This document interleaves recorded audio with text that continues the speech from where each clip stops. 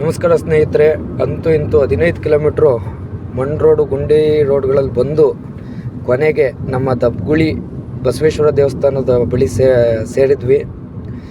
ಅಲ್ಲಿಗೆ ಬಂದಮೇಲೆ ಅಲ್ಲಿನ ಪ್ರಕೃತಿನ ಸವಿಯೋಕ್ಕೆ ಆನಂದ ಆಗುತ್ತೆ.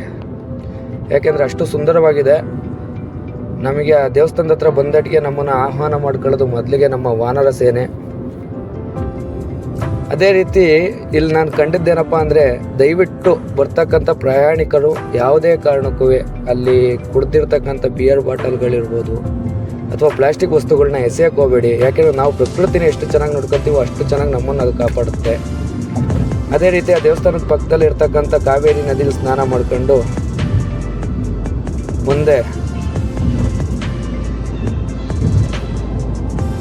ಬಸವೇಶ್ವರನ ಸನ್ನಿಧಾನಕ್ಕೆ ಅಂತ ಮುಂದೆ ಹೊರಟ್ವಿ.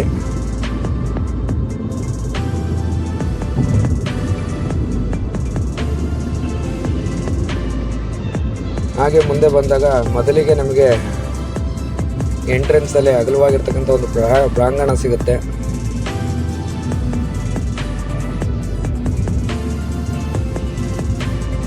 ಸ್ವಾಮಿಯ ದರ್ಶನ ಮಾಡ್ಕೊಂಡು ದಬ್ಬಗುಳಿ ಬಸವೇಶ್ವರ ಸ್ವಾಮಿಯ ದರ್ಶನ ಮಾಡ್ಕೊಂಡ್ವಿ.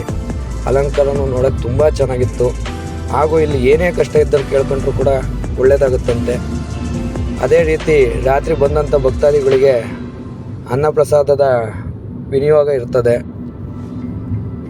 ನಾವು ಕೂಡ ಈ ಪ್ರಸಾದನ ಊಟ ಮಾಡಿ ರಾತ್ರಿ ಅಲ್ಲೇ ತಂಗಿದ್ದು ಬೆಳಗ್ಗೆ ಹೊರಟ್ವಿ. ಹಾಗೂ ಈ ರೀತಿಯ ವಿಡಿಯೋ ಮಾಡೋಕ್ಕೆ ಶೇರ್ ಮಾಡಿ, ಸಬ್ಸ್ಕ್ರೈಬ್ ಮಾಡಿ.